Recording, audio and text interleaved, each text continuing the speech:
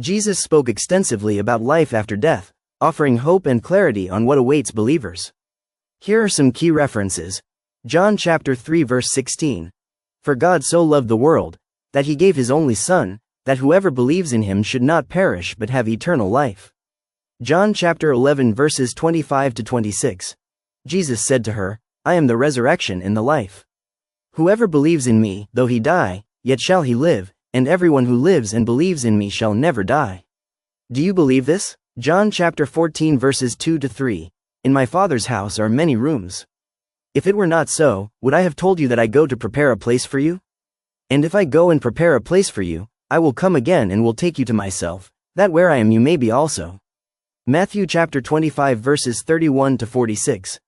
Jesus describes the final judgment, separating people based on their actions and demonstrating the eternal consequences of those actions. Luke chapter 23 verse 43. And he said to him, Truly, I say to you, today you will be with me in paradise.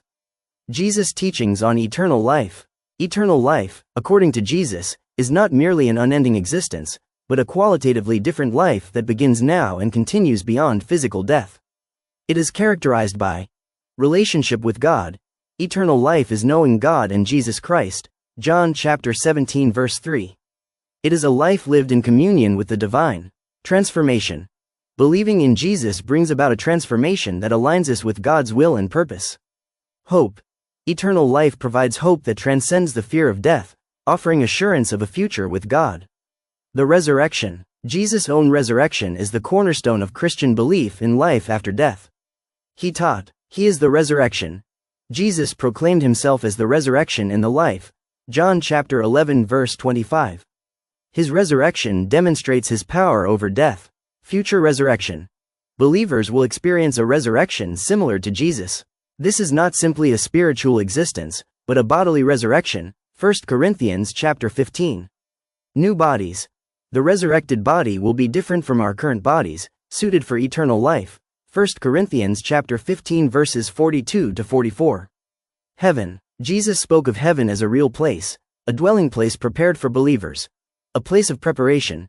Jesus goes to prepare a place for his followers. John chapter 14 verses 2 to 3. Indicating a specific location within God's presence. Paradise.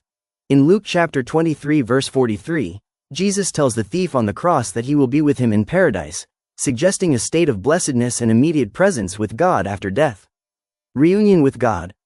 Heaven is where believers will be reunited with God and experience the fullness of joy and peace.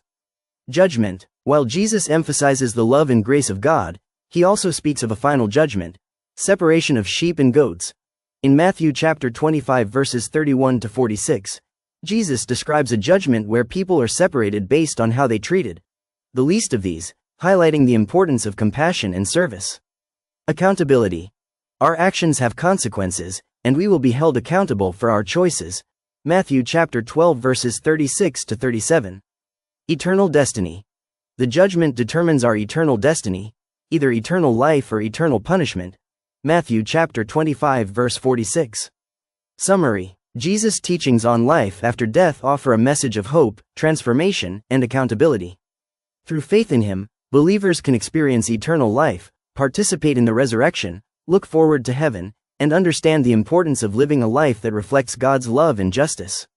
While the concept of judgment reminds us of the seriousness of our choices, the overarching message is one of God's boundless grace and the opportunity for eternal life through Jesus Christ.